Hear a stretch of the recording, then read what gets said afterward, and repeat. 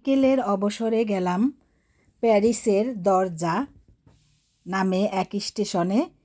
সেখানে যে কি দেখলাম তা থাকবে আজকের ভিডিওতে, যা অনেক বেশি আকর্ষণীয় আর অনেক বেশি সুন্দর হবে। আমার সাথে থাকুন। আর থাকবে হচ্ছে আমাদের বাংলাদেশে পুরনো বিল্ডিংয়ে কাজ করলে যেভাবে রং করা হয়, বিদেশের বাড়িতে কিন্তু ঠিক তা নয়। বিদেশের বাড়িতে পুরনো বিল্ডিংগুলোতে কাজ করলে কিভাবে করে, বিল্ডিংয়ের ভিতরে কি থাকে তাই থাকবে।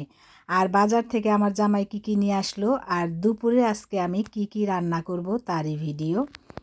এই তো দুপুরে রান্না। ইউটিউবের আমার সকল ভাই বোনদের জানাই আসসালামু আলাইকুম। সবাই কেমন আছেন? আলহামদুলিল্লাহ, আমি ভালো আছি। দুপুরে আজকে রান্না করতেছি বেগুন আর হচ্ছে গরুর মাংস। এই তো মিস্ত্রিরা বাহিরে কাজ করতেছিল, এখানে কাজ করতেছে, বাহিরে অনেক রোদ। আর ঘরের ভিতরে কাজ আমাদের মোটামুটি শেষ। এখন অনেক দিন পরে আবার কিছু কাজ আছে, যার জন্য গোছানো হয় নাই। কিন্তু ডাইনিং টেবিলটা এখনও আমাদের টিভির রুমেই আছে, সেখান থেকে আমরা এদিকে নিয়ে আসবো আরও কিছুদিন পরে। আর এখানে যে খালি জায়গাটা যে দেখা যাচ্ছে, এখানে সুকেশটা যে রাখবো সেটাও নিয়ে আসবো, হয়তো আজকে কালকের মধ্যে আমরা সুকেশটা ওখানে নিয়ে আসবো। আর বাসা বাড়ি বদলানো বা বাসা বাড়ি যে কোনো ভিতরে কোনো কাজ চললে বাসার গৃহিণীদের কাজের যেন কোনো শেষই নেই। এটা ধুতে হয়, এটা গুছাতে হয়, যেন কাজের কোনো শেষই হয় না। এই র্যাকটা আমি ফল টল রাখি, সবজি টবজি রাখি। এই র্যাকটা আমি আবার ধুয়ে রাখলাম, যেহেতু আমার জামাই বাজারে গেছে, সেখান থেকে বাজার টাজার নিয়ে আসবে, ফল টল এখানে রাখবো। এতদিন দেখা যায় ঝুড়ি টুড়িতে রাখা হয়েছে। এই র্যাকটা কোথাও ছিল না, যেখানে ছিল সেখানে থাকতে থাকতে আবার দেখা যায় ময়লা পড়ে গেছে ঘরে, যেহেতু কাজ চলছে। আমি আবার এটা ধুইলাম। আর এটা হচ্ছে লম্বা যেটা দেখলেন, সেটা হচ্ছে বাগেট। ওটা খাবো আমরা রাতের বেলা, এই জন্য আবার বাজার থেকে আসার সময় বাগেটটা আবার এখানে নিচ থেকে দোকান থেকে নিয়ে আসছে। আর খেলা আছে যেহেতু, বিকালে আর বাহির হবে না, এই জন্য এখনই দুপুরবেলায় বাগেটটা নিয়ে আসছে। এটা হচ্ছে দইয়ের প্যাকেট, সাদা মানে আকাশি কালার যেটা দেখা যাচ্ছে, ছোট ছোট কাপের মধ্যে দই থাকে। এই তো। আর গোল গোল যে দুইটা দেখা যাচ্ছে, দুইটা বাঙ্গি ফ্রান্সের। আর এই তো তরমুজগুলো কাটতেছিলাম। তরমুজগুলো সব সময় এরকম পিস হিসেবে এনে খাওয়া হয় আমাদের। আস্ত তরমুজ দেখা যায় যে দামে কম পড়ে, কিন্তু আস্ত তরমুজ তো আমরা তো আর বুঝি না আস্ত তরমুজের ভিতরে ভালো হবে না খারাপ হবে, এজন্য দেখা যায় যে মানে এরকম পিস হিসেবে কেজি হিসেবে আনা হয়। আর কেজি তরমুজের কেজি পড়ে হচ্ছে 2 ইউরো করে। 2 ইউরো করে কেজি পড়ে। আবার যদি আস্ত তরমুজ আনা হয়, দেখা যায় সস্তায় পড়ে একটা বড় তরমুজ। কিন্তু এত বড় তরমুজ আমরা খাবো কিভাবে? আর যদি খারাপ হয় তার তো কোনো কথা নেই। আর এত বড় একটা তরমুজ আনা অনেক কষ্টের ব্যাপার। নষ্ট হলে তো সবই পুরা টাকাই তো মার যাবে। তার এজন্য দেখা যায় যে বেশিরভাগ মানুষ কি সবাইকে দেখে এভাবে পিস হিসেবে তরমুজগুলোই কিনে। আমি আবার ওই অতটুকু তরমুজ খোসা ছাড়া কাটছি। আমি ভুলে গেছিলাম যে খোসা সহ কাটলে আমাদের কাছে বেশি ভাল লাগে। এখন খোসা সহ আমি আবার বাকিটুকু অর্ধেক আবার আমার জামাই বলতেছে যে খোসা সহ কাটো, পরে আমি আবার খোসা সহ আবার কাটতেছিলাম।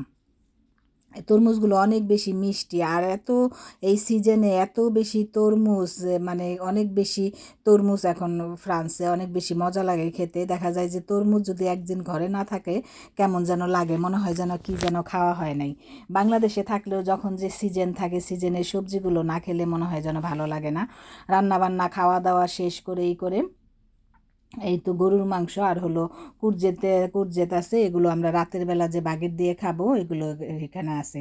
আর টেবিলটা এখনও আমাদের সেই ড্রয়িং রুমের আর কি মাঝখানে টিভির সামনে এটা আছে, যেহেতু খেলাধুলা চলে, এই তো খেলা শুরু হয়েছে।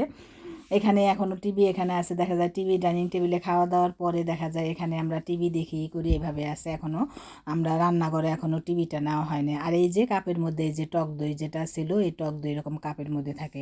বিভিন্ন ধরনের হাজার হাজার পদের মানে দই আছে, মিষ্টি দই আছে, ফল দিয়ে আছে, আছে। কিন্তু আমরা মিষ্টি দই আর ওই মিষ্টি দই খাই মাঝে মাঝে, কিন্তু এই ফল দিয়ে যে মানে টক দইটা এটাই খাওয়া পড়ে বেশি।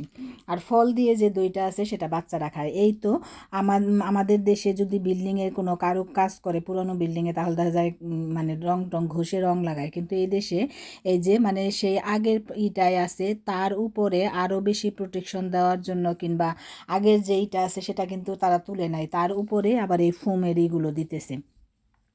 ফুমের ইগুলো দেওয়ার পরে তারপরে উপরে তারা হয়তো কোনো টাইলস জাতীয় কোনো কিছু লাগিয়ে এটা আবার উপরে এটা প্রোটেকশন দেবে, এই করবে।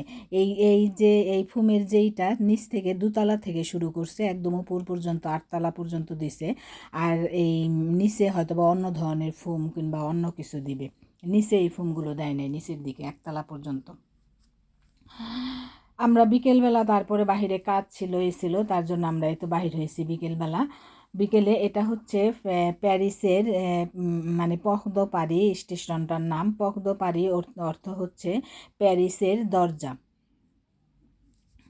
প্রথম আমি বলতাম পদ্ম পারি, এটা আবার কি পদ্ম পারি এটা কি। পরে দেখলাম যে পক্ত ফরাসি ভাষায় দরজাকে বলে পক্ত, আর প্যারিসের দরজা মানে পদ্ম পারি প্যারিসের দরজা বোঝানো হয়েছে স্টেশনটাকে। আর এখানে যে লম্বা যে এটা দেখা যাচ্ছে ওটা যাচ্ছে বাস আমাদের।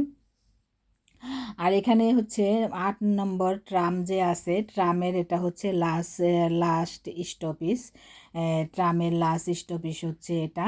এখানে ট্রামগুলো 8 নাম্বার 8 নাম্বারের মানে ট্রামের অনেক ধরনের নাম্বারের ট্রাম আছে, এটা হচ্ছে 8 নাম্বারের লাস্ট স্টপেজ, যার জন্য এখানে এসে ট্রামগুলো এখানে এসে থামে, যা দেখতে অনেক বেশি সুন্দর লাগে ট্রামগুলো। এখানে 2টা 3টা ট্রাম এসে থামে, ওখানে দেখা যায় আরও আগে স্টপেজ যেখানে লোকজন নামায় রেখে এই যে ট্রামটা এখন এদিকে আসতেছে। এটা কিন্তু বাস না, এটা হচ্ছে ট্রাম। ট্রাম এখানে এসে থামেই করে, পরে আবার যখন যাওয়ার হয় তখন আবার সামনে থেকে স্টেশন থেকে লোকজন নিয়ে যায়। লাস্ট স্টপেজ বলে এখানে থেমে থাকে। ইউটিউবের আমার সকল ভাই এবং বোনদের জানাই অসংখ্য ধন্যবাদ আমার ভিডিও দেখার জন্য। আর যারা আমার আমার মানে চ্যানেলকে যারা সাবস্ক্রাইব করেন নাই তারা আমার চ্যানেলকে সাবস্ক্রাইব করবেন। আর আমার ভিডিও দেখে লাইক করবেন, কমেন্ট করবেন এবং শেয়ার করবেন। আর আমার ভিডিওতে কোনো ভুল ত্রুটি থাকলে সেটা অবশ্যই আমাকে কমেন্ট করে জানাবেন। আর যেসব ভাই এবং বোনেরা আমার ইউটিউবকে এর মধ্যে সাবস্ক্রাইব করেছেন তাদেরও জানাই অসংখ্য ধন্যবাদ। আর আমার ভিডিওগুলো মানে কীরকম দোষ ত্রুটি আছে সেটা অবশ্যই আমাকে জানাবেন। আর আমি নতুন ভিডিও আমি আরও বেশি নতুন সুন্দর ভিডিও নিয়ে আপনাদের কাছে উপস্থিত হব। আমি আসলে অনেক বেশি নতুন, আমার এই ব্যাপারে কোনো অভিজ্ঞতা নেই, আমি ভিডিও করে অভিজ্ঞতা অর্জন করতেছি। আশা করি সামনে আরও বেশি সুন্দর এবং ভালো হবে। এটা হচ্ছে একটা পার্কের সামনে দিয়ে আমরা হেঁটে যাইতেছি, যে পার্কটার অনেক ভিডিও আমার চ্যানেলে আছে। পার্ক দ্য লেজিও পার্কের নাম। এটা হচ্ছে একটা গেট পার্কের, যেটা দিয়ে আমরা অনেক সময় ঢুকে যাই। আর এই যে পাশের রাস্তা, এগুলো। সবাইকে অসংখ্য ধন্যবাদ।